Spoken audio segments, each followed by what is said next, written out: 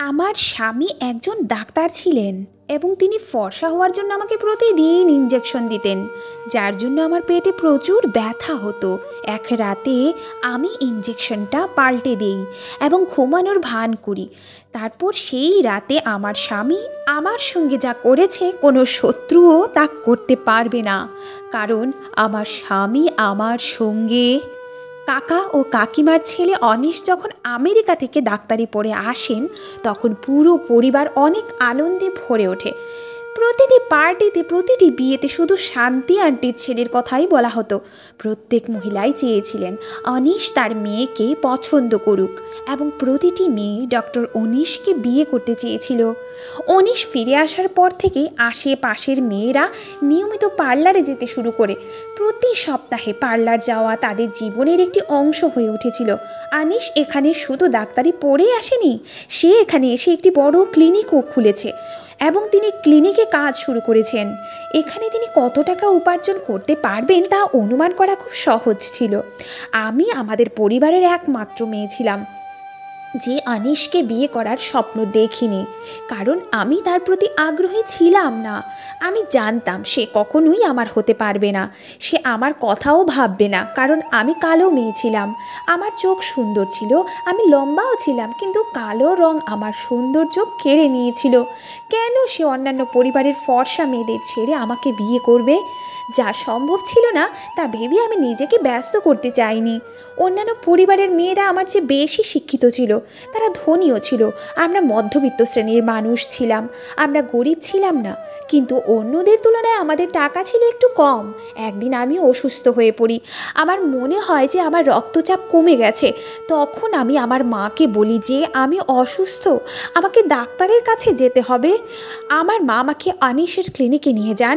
আমি মাকে জিজ্ঞেস করলাম, তুমি আমাকে এখানে কেন নিয়ে এসেছো? তুমি খুব ভালো করেই জানো যে এই ক্লিনিকের ফি খুব বেশি। আমার মা বললেন, আমি টাকাটা নিয়ে এসেছি মা। মা আরও বললেন, আমার একটাই উদ্দেশ্য, এই অজুহাতে যদি অনিশ তোমার দিকে তাকায়, হয়তো তোমাকে তার পছন্দ হয়ে যেতে পারে। মায়ের কথা শুনে আমি অবাক হয়ে গেলাম। তিনি অনেক দূর পর্যন্ত চিন্তা করে ফেলেছেন, আর আমি বেশি কিছু ভাবলাম না। আমি মাকে বলেছিলাম যে আমরা অন্য ক্লিনিকে যাই, কিন্তু মা তার সিদ্ধান্তে স্থির ছিলেন যে এখান থেকে রক্তচাপ পরীক্ষা করাবে। আমরা যখন ভেতরে গেলাম তখন আমার মা নিজেকে পরিচয় দিলেন যে তিনি অনিশের বাবার বন্ধুর স্ত্রী। একথা শুনে অনিশের মনে পড়ল, আর তিনি বললেন, হ্যাঁ, আমি তোমাকে চিনতে পেরেছি, আমার স্মৃতিশক্তি খুব ভালো। তখন আমার মা আমাকে পরিচয় করিয়ে দেন যে এই আমার মেয়ে, আর সে ভালো নেই। অনিশ আমার দিকে তাকালেন এবং তারপর আমার রক্তচাপ পরীক্ষা করতে শুরু করলেন। কিন্তু অফিসে প্রবেশের আগে তার সহকারী আমার রক্তচাপ ও ওজন পরীক্ষা করেছিলেন এবং আমাকে একটি স্লিপও দিয়েছিলেন যাতে আমার রক্তচাপের রেকর্ড ছিল। কিন্তু আমি ভাবছিলাম, কেন অনিশ আবার আমার রক্তচাপ পরীক্ষা করা শুরু করেছে? তিনি আমার চোখের দিকে তাকালেন, আমাদের দুজনেরই একে অপরের চোখে চোখ পড়ে যায়। তিনি আমাকে বলেছিলেন যে আপনার রক্তচাপ কম, তাই তিনি আমাকে ওষুধ দিয়েছিলেন আর আমার মায়ের সাথে একটু কথাও বলেন। তারপর সেখান থেকে আমরা ফিরে আসি। কিন্তু অনিশের চোখ আমাকে সারা রাত ঘুমাতে দেয়নি। তার চোখে অদ্ভুত কিছু ছিল যা আমি বুঝতে পারছিলাম না। কিন্তু দুদিন পরে যখন অনিশ সম্পর্ক নিয়ে আমার কাছে আসে, তখন আমি হতবাক হয়ে যাই। আমি বিস্মিত এবং খুশি হই। তিনি আমার দিকে তাকান এবং আমাকে পছন্দ করেন, এমনকি বিয়ের কথাও বলেছিলেন। আমার মা আমাকে বলেছিলেন যে তিনি বিদেশ ঘুরে এসেছেন। এখানকার লোকদের মতো তিনি সৌন্দর্যের পূজারী ছিলেন না। অনিশ বলে আসলে, আপনি খুব সুন্দরী, কেবল রং শ্যামলা, কালো নয়। আমি ভাবলাম তিনি একজন স্মার্ট মানুষ, তিনি নিশ্চয়ই আমার মধ্যে বিশেষ কিছু লক্ষ্য করেছেন, তাই তিনি হয়তো এমন বলছেন। অনিশের সাথে আমার বিয়ে ঠিক হয়ে গেল। ছেলেদের বাড়িতে এই খবরটি দ্রুত ছড়িয়ে পড়ে এবং অনিশ নিজের জন্য কী ধরনের মেয়েকে বেছে নিয়েছে তা নিয়ে সর্বত্র আলোচনা হতে থাকে, যে তিনি কেন এত শিক্ষিত মেয়েদের বাদ দিয়ে একটি সাধারণ ও কম শিক্ষিত মেয়েকে পছন্দ করেছিলেন। পুরো পরিবারের কেউ এটা পছন্দ করেনি, সবাই খুব খারাপ মেজাজে ছিল, কিন্তু আমাদের বাড়িতে আনন্দের ঢেউ ছিল। অনিশের সঙ্গে আমার বিয়ে ঠিক হয়ে গিয়েছিল, আমার পরিবারও খুব খুশি ছিল এবং আমিও খুব খুশি ছিলাম, কারণ আনিশ আমাকে মেসেজ করেছিল যে সে প্রথম দেখাতেই আমার প্রেমে পড়ে যায়। সে আমার চোখ খুব পছন্দ করে, সে আমার মতো একটি মেয়েকে খুঁজছিল। আমি আমার মায়ের কথা বিশ্বাস করতে শুরু করছিলাম যে সে বাইরে থেকে এসেছে এবং বাইরের লোকেরা মেয়েদের মধ্যে বিশেষ গুণ লক্ষ্য করে, তারা সৌন্দর্য দেখে না। তাই এই নিয়ে আমার মাথায় আর এই নিয়ে কোনো চিন্তা ছিল না। যখন বিয়ের প্রস্তুতি শুরু হয় তখন আনিশের মা স্পষ্ট জানিয়ে দেন যে তিনি আমাদের কাছ থেকে কিছু চান না। ভগবান আনিশকে সব কিছুই দিয়েছেন, তাই আনিশ নিজেই সব কিছু করবে। এমনকি আমার বিয়ের পোশাকও আনিশ পাঠিয়েছিল। সেগুলো ছিল একাধিক ডিজাইনার পোশাক। আমার বিয়ের পোশাক লক্ষ লক্ষ টাকায় তৈরি করা হয়েছিল এবং গয়নার নামে বেশ কয়েক ভরি সোনা দেওয়া হয়েছিল। স্বজনদের মনের ভেতর আগুন জ্বলছিল। সবাই মনে করেছিল বোধহয় অনিশের বুদ্ধি হারিয়ে গেছে, যে কিছু না ভেবেই আমাকে বিয়ের জন্য বেছে নিয়েছে। আমার মাও আত্মীয়দের মনে আগুন লাগানোর জন্য কোনো প্রচেষ্টাই ছাড়েননি এবং বিয়ের আগের রাতেই সমস্ত জামাকাপড় সংগ্রহ করেছিলেন এবং সমস্ত পোশাক আত্মীয়দেরও দেখিয়ে দিয়েছিলেন। এমন কিছু আত্মীয় স্বজন তো মাকে জিজ্ঞেস করে, তুমি এই ছেলেকে কি জাদু করেছো যে কিছুই দেখতে পায় না? আনিশের সঙ্গে আমার সম্পর্ক কেউ মেনে নিতে পারছিল না। আর এইভাবেই আমাদের বিয়ের দিনও চলে এলো। আমি আনিশের সাথে 7 পাকে বাঁধা পড়লাম। আমাদের বিয়ে হলো। তারপর আমি অনিশের সঙ্গে কনের জন্য যে মঞ্চে সাজানো হয়েছিল সেখানে বসলাম। হঠাৎ অনিশের কাকার মেয়ে মঞ্চে এসে এমন কথা বলল যে আমার চোখ থেকে জল পড়তে শুরু করলো। সে আমাকে নিয়ে ঠাট্টা করছিল এবং সেই সঙ্গে তিনি আনিশকে বলেছিলেন যে তোমার পছন্দের কি হয়েছে? তুমি এত ক্লাসে ছিলে, হঠাৎ তোমার পছন্দ এত খারাপ হয়ে গেল কিভাবে? আনিশ তাকে কয়েকটি কথা বলল এবং সে মঞ্চ থেকে নেমে গেল। কিন্তু আমার দিনটা নষ্ট হয়ে গেল। আমি মাথা নিচু করে বসেছিলাম ও লজ্জায় মাটির দিকে তাকাচ্ছিলাম। ভাবছিলাম এত কিছুর পর আমি কিভাবে আনিশের সামনে গিয়ে দাঁড়াবো। আমি জানতাম সবাই এটাই ভাবছে যে কেন আনিশ আমার মতো একটা কালো মেয়েকে বেছে নিয়েছে, কিন্তু শুধু আমিই জানতাম যে আনিশ প্রথম দেখাতেই আমার প্রেমে পড়ে গিয়েছিল। কনে বিদায়ের সময় হয়ে গিয়েছিল। বিদায়ের পর আমি আনিসের বড় বাড়িতে চলে গিয়েছিলাম। আমি প্রথমবারের মতো তার বাড়িটি দেখে আমি তো অবাক হয়ে তাকিয়ে রইলাম। আনিসের বাড়িটা একটা চমৎকার প্রাসাদের যে কম ছিল না। বাড়ি দেখে মনে হচ্ছিল যেন সে কোটি কোটি টাকা উপার্জন করেন। আমি মনে মনে ভাবতে শুরু করলাম যে ডাক্তাররা হয়তো খুব ধনী হয়, তারা গরিবের রক্ত কেড়ে নেয় এবং নিজেদের রাজপ্রাসাদ তৈরি করে। কিন্তু এই রাজপ্রাসাদটি কীভাবে তৈরি হয়েছিল তা আমি অনেক পরে জানতে পেরেছি। আমার শাশুড়ি মানে আনিশের মা আমাকে আনিশের ঘরে নিয়ে গিয়ে বসিয়েছিলেন, কিন্তু আনিশের কাকার মেয়ে কথাগুলো তখনও আমার কানে বেজে যাচ্ছিল এবং আমার ভেতরে আগুন জ্বলছিল। রুমে এসির ঠান্ডা ভাব থাকা সত্ত্বেও আমি আমার মাথায় ব্যথা অনুভব করছিলাম। ঈশ্বর আমার ভাগ্য এত উজ্জ্বলভাবে লিখেছিলেন যে আনিশ আমার জীবন সঙ্গী হয়ে গিয়েছিল, কিন্তু আমার মুখের কালো রং এই আনন্দকেও কমিয়ে দিয়েছিল। কিছুক্ষণ পর অনিশ ঘরে এসে আমার মুখ দেখে বুঝতে পারে যে আমার ভেতরে কি চলছে। কি ব্যাপার রশনি, তুমি কি এখনও খুশবুর কথা ভাবছো? আমি যখন আনিশের দিকে তাকালাম তখন সে বলল, ভালোবাসা এমনই যে কাছের মানুষ কিছু না বললেও সব বুঝতে পারা যায়। আনিশের কথা প্রেমে পূর্ণ ছিল এবং আমি আমার সৌভাগ্যে খুশি ছিলাম। সে বলে, চিন্তা করবেন না, আমি শীঘ্রই আপনার জীবনের এই সমস্যার সমাধান করব। কেউ আপনাকে আপনার রং সম্পর্কে কিছু বলবে না। আজকাল এতগুলি চিকিৎসা রয়েছে যে কয়েকটি ইঞ্জেকশন দিয়ে আপনার রং ফর্সা করা যাবে। আমি তোমার কালো রং ভালোবাসি, কিন্তু আমি তোমার চোখে জল দেখতে পাচ্ছি না। সুতরাং আমি সিদ্ধান্ত নিয়েছি যে আমি গায়ের রং ফর্সা করার ইঞ্জেকশনের মাধ্যমে আপনাকে অন্যান্য মেয়েদের মতো ফর্সা দেখাবো। আমি আনিশের দিকে তাকালাম, বললাম, এটা কি সম্ভব যে আমার রঙও ফর্সা হবে এবং অন্যান্য মেয়েদের মতো সাদা হয়ে যাব? অনিশ হেসে বলল, এই যুগটা অন্য রকম, এখানে সব কিছুই সম্ভব। যার টাকা আছে সে সব কিছু অর্জন করতে পারে। এমনকি কত লোকেরা অস্ত্রোপচারের মাধ্যমে তাদের শারীরিক গঠন অবধি পাল্টে দেয়। আপনাকে তো শুধু রং সাদা করতে হবে। আনিশ আমাকে প্রতিশ্রুতি দিয়েছিল যে পরের দিন সে আমার চিকিৎসা শুরু করবে। আমি আমার চিন্তার চেয়ে বেশি আনন্দ পেয়েছিলাম যে আমাকে আমার স্বামীর চোখে নিচু রাখতে চেয়েছিল। আমি এখন তার কাছ থেকে প্রতিশোধ নিতে পারবো। আনিশ আমাকে খুব ভালোভাবেই গ্রহণ করেছিল এবং আমি তাকে আমার সাথে পেয়ে খুব খুশি হয়েছিলাম। আনিসের সাথে দেখা করে আমার মনেই হয়নি যে তিনি আমেরিকা থেকে এসেছেন। তার মুখে কোনো অহংকার ছিল না, তার কথায় আমেরিকান কোনো বৈশিষ্ট্য ছিল না। তিনি একজন সাধারণ মানুষ ছিলেন যিনি আমার প্রেমে পুরোপুরি পাগল হয়ে গিয়েছিলেন।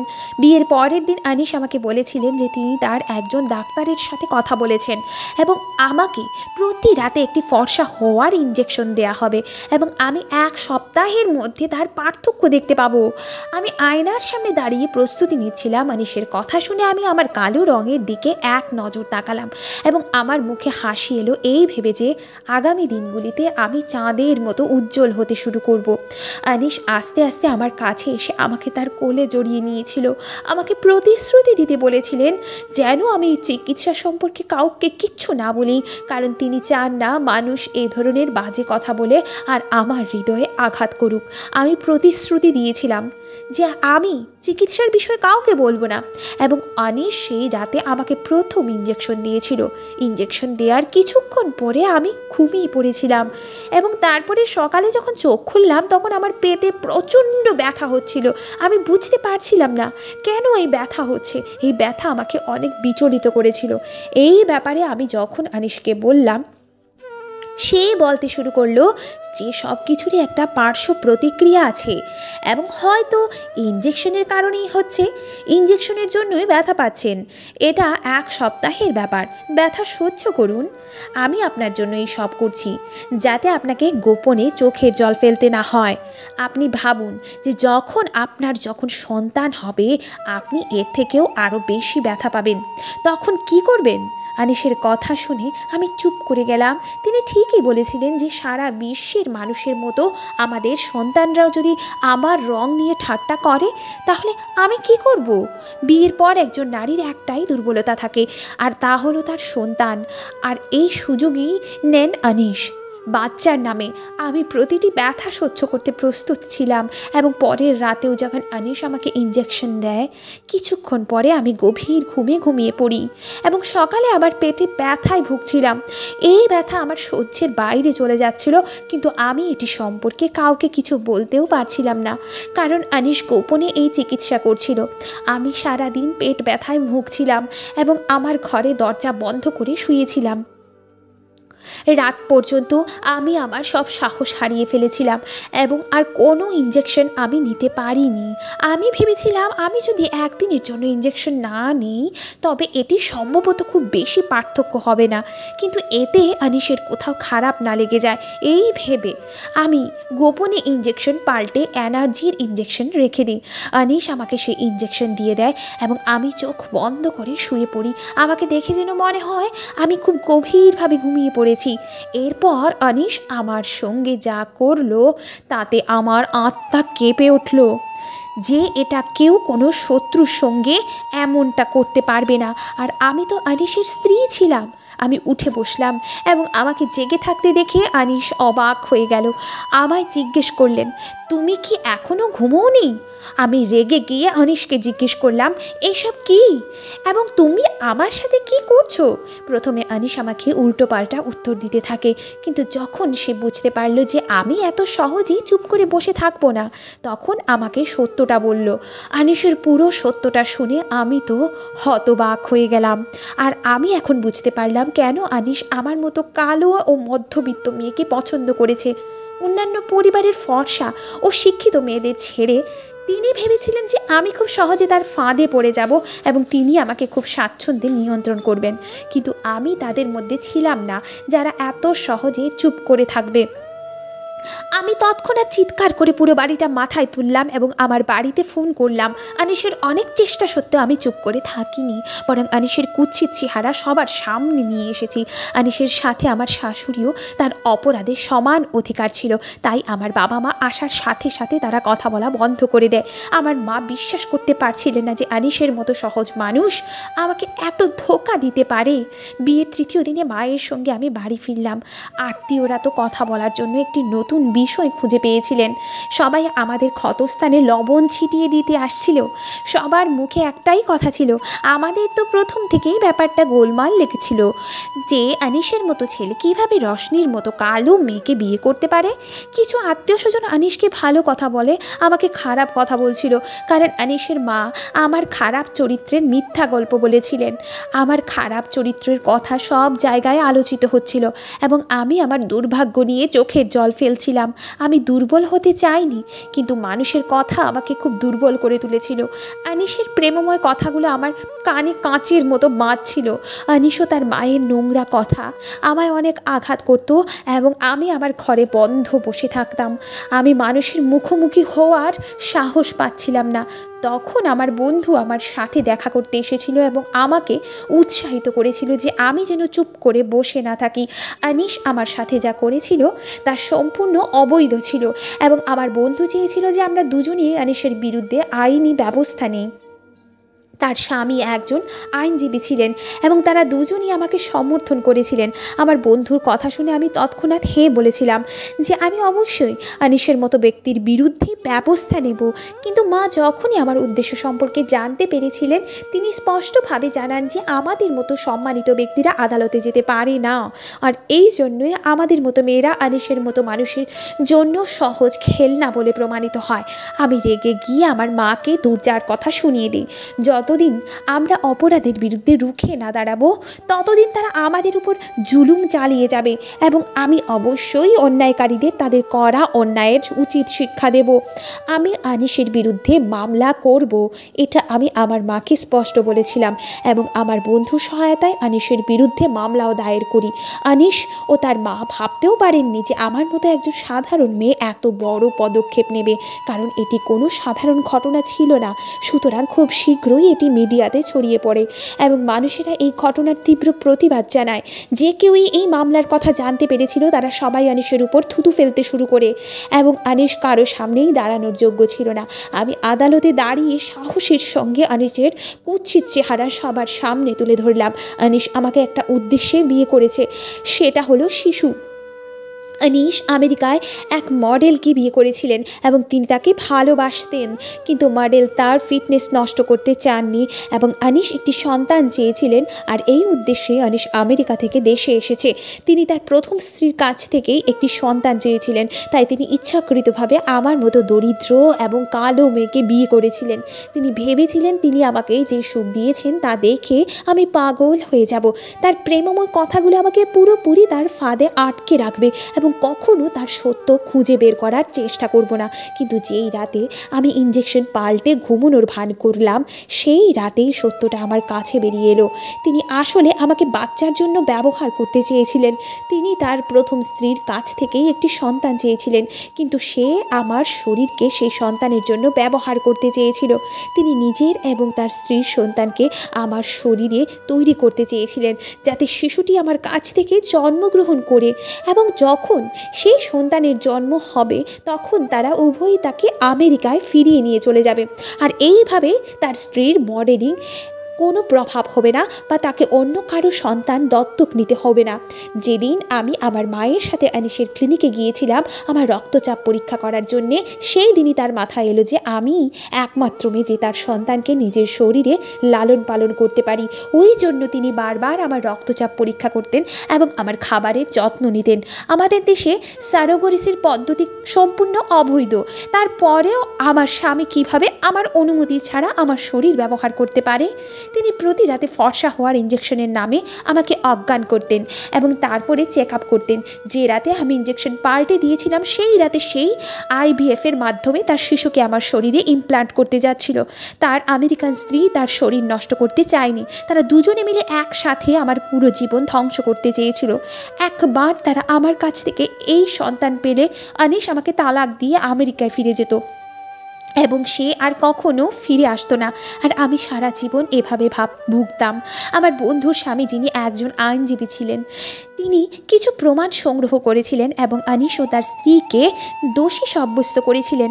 তারা দুজনেই প্রতারণামূলকভাবে আমাকে ব্যবহার করেছিল এবং যদি আমি সেই রাতে ইঞ্জেকশনটি পরিবর্তন না করতাম তবে তাদের বাচ্চা আমি নিজের রক্ত মনে করে 9 মাস ধরে নিজের পেটে লালন পালন করতাম এবং তারপরে তারা উভয়ই তাদের সন্তানের সাথে ফিরে যেত। তাদের দুজনকেই সাজা দেওয়া হয়েছিল এবং আমি আনিশকে ডিভোর্স দিয়ে দিয়েছিলাম। এখন আমি একা, কিন্তু আমি নিশ্চিত ছিলাম যে ঈশ্বর আমার জন্য ভালো কিছু রেখেছেন। পরিবারের সবাই আনিশের সত্যতা জানার পর আন্টিকে অনেক খারাপ কথা বলছিল, যিনি তার ছেলেকে সমর্থন করে আমার জীবন নষ্ট করার চেষ্টা করেছিলেন। একটা জিনিস আমি খুব ভালো করেই জানতাম যে একজন মানুষের শিক্ষা শুধু তাকে খ্যাতি দিতে পারে না, পিতা মাতার লালন পালন ও দরকার, যা একটি শিশুকে স্মার্ট এবং পরিষ্কার করে তোলে। আন্টি যদি তার ছেলে আনিশকে সঠিক ও ভুলের পার্থক্য বোঝাতে এবং আমার জীবন নিয়ে খেলতে বারণ করতেন, তাহলে তিনি সম্ভবত এত সাহস পেতেন না। আত্মীয় স্বজনদের সবার ঈশ্বরকে ধন্যবাদ দিচ্ছিল যে তাদের মেয়েরা আনিশের ফাঁদে পড়া থেকে বেঁচে গেছে। মা খুব দুঃখ পেয়েছিলেন যে তার কারণে আমার জীবন ধ্বংস হয়ে গেছে। লক্ষ লক্ষ গয়না এবং জামা কাপড় একজন মানুষকে সৌভাগ্য এবং সুখ দিতে পারে না। সুতরাং ধনী এবং শিক্ষিত বর না খোঁজার চেয়ে তাদের মেয়ের নিরাপত্তার জন্য প্রার্থনা করা উচিত। যে কোনো মেয়ে তার দেয়ালে দুবেলা রুটি আর সম্মান নিয়ে সুখে বসবাস করতে পারে, কিন্তু খারাপ মানুষের সঙ্গে সে কখনোই সুখী হতে পারে না। আজ আমি নিপীড়নের বিরুদ্ধে আওয়াজ তুলেছি, যাতে কোনো মেয়ে আর কোনো ছেলের ভুল উদ্দেশ্যের শিকার না হয়। ধন্যবাদ বন্ধুরা। ভিডিওটি যদি ভালো লেগে থাকে অবশ্যই চ্যানেলটিকে সাবস্ক্রাইব করে একটি লাইক, কমেন্ট, শেয়ার করে দিবেন।